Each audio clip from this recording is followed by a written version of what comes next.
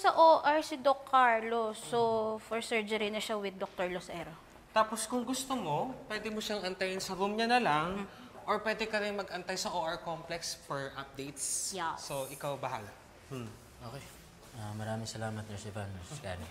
Di ba siya yung anak mong baling na doktor? Nakakatakot. Baka magmana siya. Ano po sabi niyo? Hindi naman porket anak siya ni Doc Carlos ay nakakatakot na siya. Hindi ibig sabihin nun masamang tao si Harry. At alam ko yun kasi kilala ko si Harry. Alam niyo po kung ano yung nakakatakot? Yung ginagawa ninyo. Nanguhusga kayo ng tao na hindi niyo naman kilala. Ano kayo ngayon, ate? Award-winning na. Yan, kasi mga sismos. Wala naman na idudulot na maganda. Ay, actually, ate, bawal ang chismoso sa ospital na to. So, bye-bye. Sige na, tara na. Kakaloka kayo. Oh, chismoso. Kadiri. Salamat, Annalyn. Salamat sa inyo. Wala yun. Hindi nyo naman kailangan gawin yun eh. Tama naman sila. Eh, hindi naman tamang husgahan ka nila dahil sa ginawa ng tatay mo. Salamat, Annalyn. Yung sa lahat ng ginawa ng dad ko, you still considered me as a friend. Eh, labas ka naman sa ginawa ni Doc Carlos. Oo, tsaka ikaw, mabait ka. Yung hindi ko lang alam paano tatanggapin yung katotohanan. May kapatid pala ako. At si Doc Zoe pa. Patagal niya na palang alam. Kaya palang bait-bait niya sa akin. Sinungaling talaga no. Harry, huwag ka muna magalit kay Zoe. Ngayon niya kailangan ng pamilya. Ngayon niya kailangan yung kapatid niya.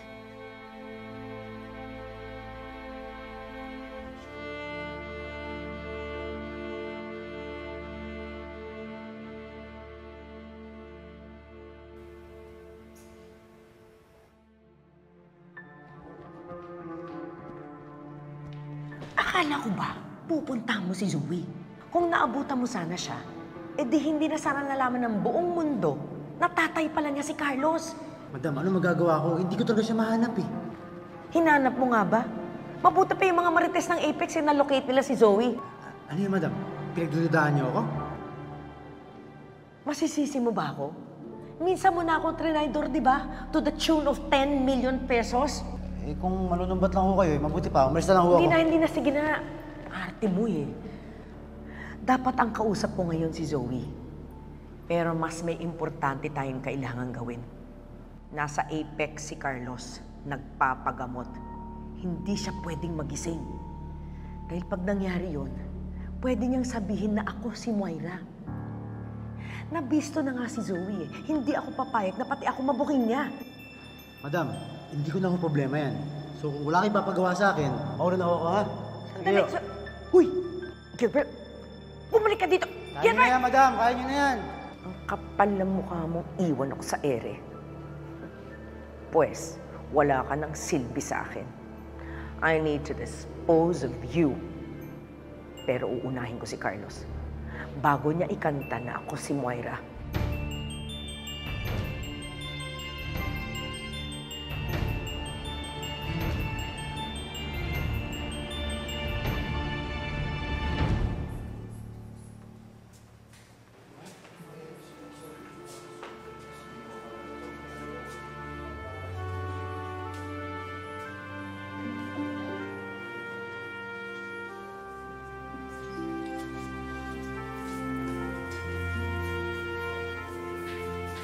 Zoe.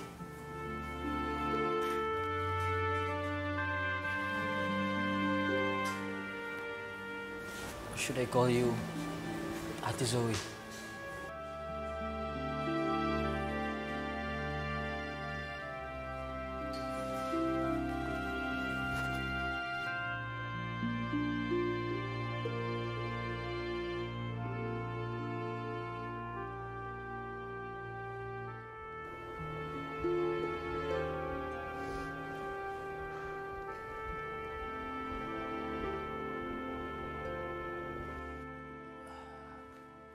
Sorry, I just can't help it. Because for so long, akala ko na ako lang yung mag-isang anak. Wala akong kapatid. Tapos yun, nandiyan ka pala. Matagal mo na bang alam?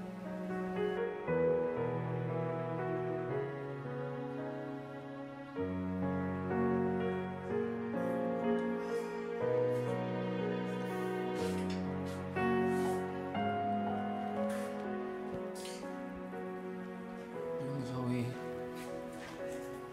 gusto ko sanang magalit sa'yo for keeping the truth from me. Pero naisip ko na wag na lang ako tumagtag sa mga nagalit o nanunumbat sa'yo. Gusto kong malaman mo na I wholeheartedly accept you as my sister. At yun ang una kong responsibility bilang kapatid mo.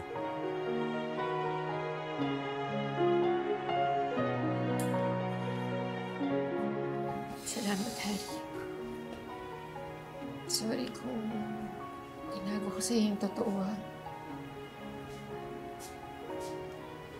And I'm gonna be honest. I can't promise na everything's gonna be okay. Especially sa sitwasyon ng daddy natin.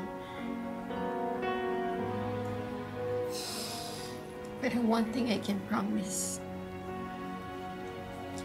I will do everything para hindi ka magsisi na naging kapatid mo. Zoe, hindi ako magsisisi na ikaw ay naging kapatid ko.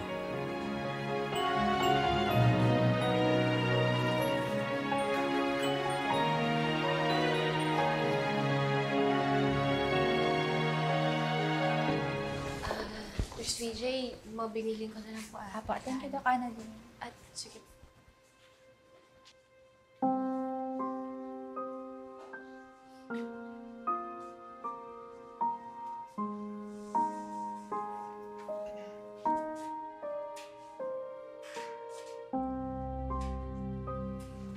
Kamusta ka na, Annalyn? Siguro, masaya ka na solo mo na tong Apex. Zoe, pwede ba tumigil ka na? Hindi naman ako nakikipag-compete sa'yo eh. At simula dati pa lang, pakanan mo lang iniisip ko. Sa totoo lang, nasasaktan lang talaga ako. Kasi minahal kita bilang kapatid ko eh. Tapos ngayon, alam ko ning totoo. Kaya kung may masaya sa atin, siguro ikaw yun. Kasi lagi mo namang sinasabi, di ba? Na sana hindi tayo magkapatid. Kaya sana masaya ka na, Zoe.